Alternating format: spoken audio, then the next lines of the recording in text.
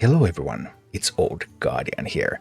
The return to Naxxramas miniset is a couple of weeks old and everyone is expecting the balance patch. I'm quite confident that we are going to get a balance patch next week. I just don't see how Blizzard can let this meta stay for longer.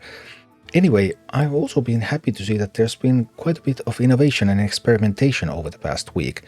We have 4 clear top decks in the meta. Nothing has changed that. If you want to climb the ladder, well, you want to play Frost Death Knight, we'll get into that, but there's basically 4 decks that you really want to play if you want to climb the ladder.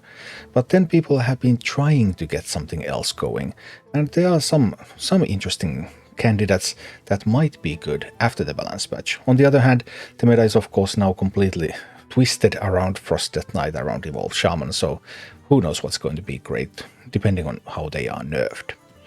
Anyway, let's look at the top decks. At number 12 I have Curse Imp Warlock. There are basically 3 Warlock decks that are being played at the moment. There's Phylactery Warlock, there's Thaddeus Warlock, and there's Curse Imp Warlock. Phylactery combo, yeah, has had some results but seems to be waning. Thaddeus came in with a bit of a bang, people were excited, hey, Thaddeus Warlock, yeah, that's going to be so great, we're going to cheat out big minions. Nah, it's not really doing too well. And then there's Curse Imp Warlock, which has had some tough times, but now that people are playing some of these slower decks, like Blood Death Knight for example, like Ping Mage for example, then Curse Imp Warlock has a game against those, a really good game against those. And that means that Curse Imp Warlock is just somehow surviving in this meta. And at number 11 we have a newcomer to the list, and that's Pure Paladin. And this is not your grandfather's Pure Paladin either. This one runs Goldwing and the Purator from the miniset. And it's kind of mediocre. It has a game against many of the decks in the metagame, but it's miserable against the Death Knights. And because there's so many Death Knights, then that means that Pure Paladin, okay, Pure Paladin is really waiting for those nerfs. Another deck that is in the nerfs waiting room. Maybe nerfs will open up more opportunities for Pure Paladin, and this seems to be the best performing list at the moment. And at number 10 we have a Druid deck. Yes, there is a Druid deck on the list again. Druid has not been doing well recently, and well, Ramp Druid, now Ramp Druid using Rake from the miniset, is still not doing great. But again, these slower decks like Blood Death Knight, Ramp Druid is like, oh, slow deck? Yeah, let me have some of that. Ramp Druid can just devastate slower decks. But obviously Ramp Druid also has a long list of weaknesses.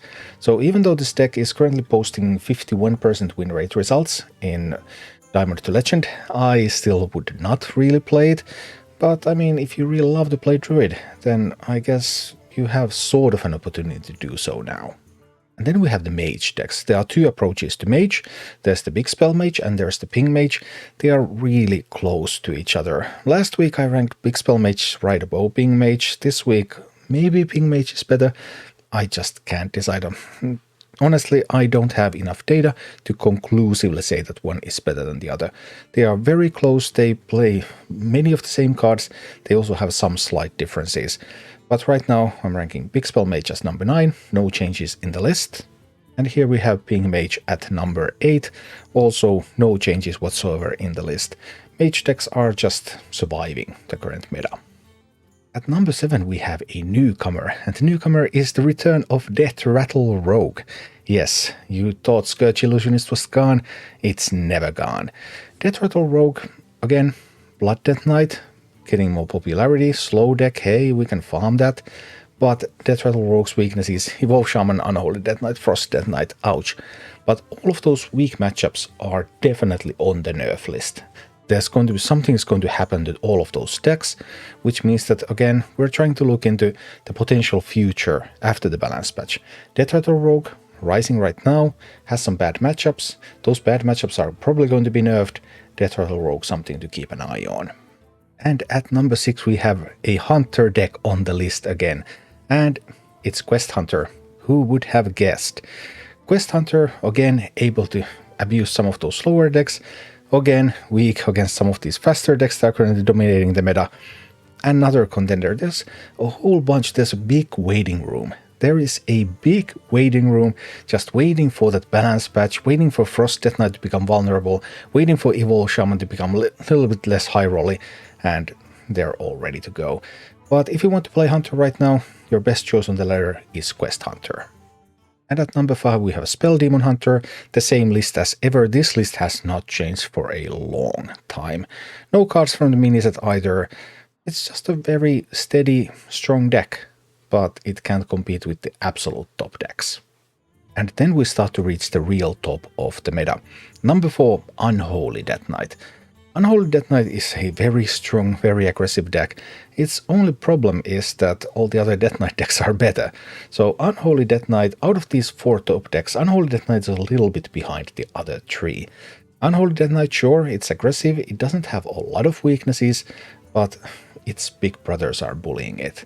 However, I also expect Unholy Death Knight to be nerfed alongside Frost Death Knight because Construct Quarter is a huge card in this list, and that is one of the prime candidates for nerfing, so Unholy Death Knight will not benefit from the nerfs either. But if you really don't want to play the other Death Knight decks, you can play this one. It's fine, it's still one of the best decks on the ladder. And at number 3 we have Evolve Shaman. Evolve Shaman, Blazing Transmutation, Gold Shine All. That is what you need, and it's just really, really strong. There have been some attempts again to rejuvenate the Sea Giant list instead of the Neptune list, and Sea Giants are doing alright, but this Neptune list just seems to be the strongest one. There is some more refinement to be found in the second best deck in the game at the moment, which is Blood Death Knight. Blood Death Knight has ditched Body Baggers.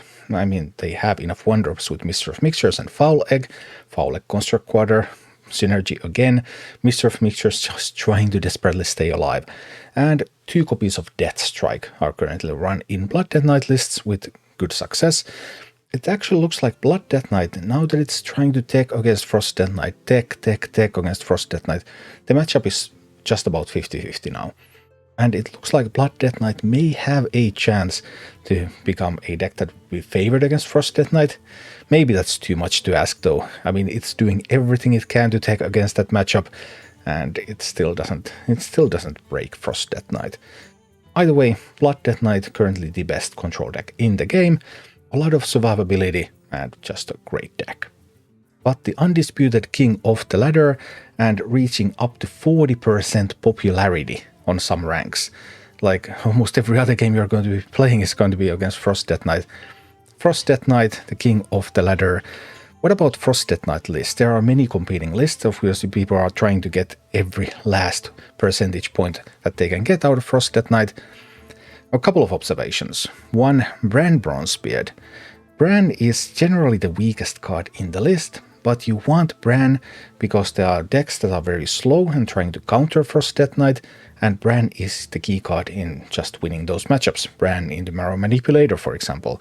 Just really powerful plays. So you kind of don't want to ditch Bran, even though Bran's performance in some of the matchups is not very impressive. And the second, Might of Menethil. If you can find a good way to fit in 2 copies of Might of Menethil into the deck, I think that might result in an even stronger list. There are currently many attempts. There are many different attempts to put in 2 copies of Might of Menethil into the deck. Some of them are looking promising. I'm not sure which one of them is going to stick, or if any of them. Like, some are cutting Chillfire Baron, some are cutting Harbinger of Winter. This particular list has 1 copy of Might of Menethil. Some people are also using Astalor in the list. Astalor seems to be quite alright as well. So if you could find out a way to put 2 copies of Might of Menethil and Astalor into a deck, I think that would be perfection.